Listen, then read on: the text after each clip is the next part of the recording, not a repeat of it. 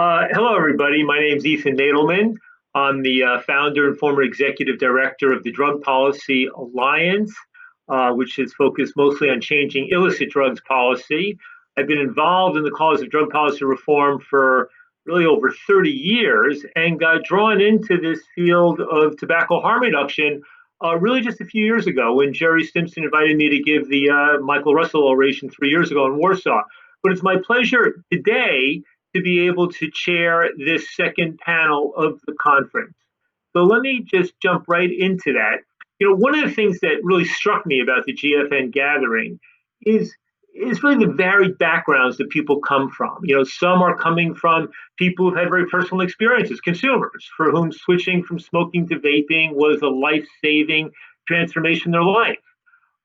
Some came from the fields of anti-smoking activism, researchers, activists, politicians, and others, where that camp, the anti-smoking activists, split into the kind of abstinence-oriented anti-harm reduction camp.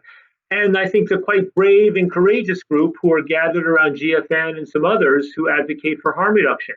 There's also people here, obviously, from industry, from those who are involved purely in selling e-cigarettes and other vaping, heat not burn, et cetera, devices, and those who come from the traditional smoking industry and are now engaged in these products.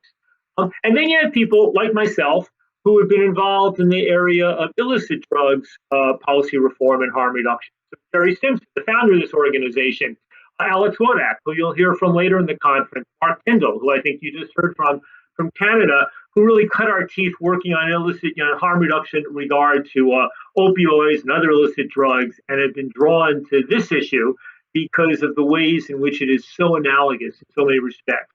So with that, let me introduce the five panelists on this group. The first, Greg Conley, is a fellow American and somebody who has played a very strong advocacy role as head of the American Vapor Association. If you want to see a really quite remarkable 2-minute video, go to YouTube after this is all over and see Greg talking to President Trump at the gathering that President Trump hosted on this issue late last year when he was trying to figure out what to do.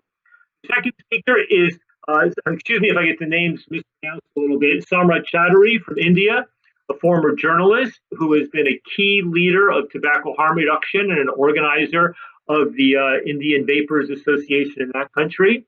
Third, from industry is Moira Gilchrist, who came out of the pharmaceutical industry and is now the point person for Philip Morris International in terms of the public face and advocacy around its growing engagement in harm reduction devices, especially IQOS, but others as well. The fourth speaker from Canada is John Oyston, an anesthesiologist, a physician, who comes from the background of activism against smoking and who came to become a proponent of vaping and tobacco harm reduction because of his experience in that area.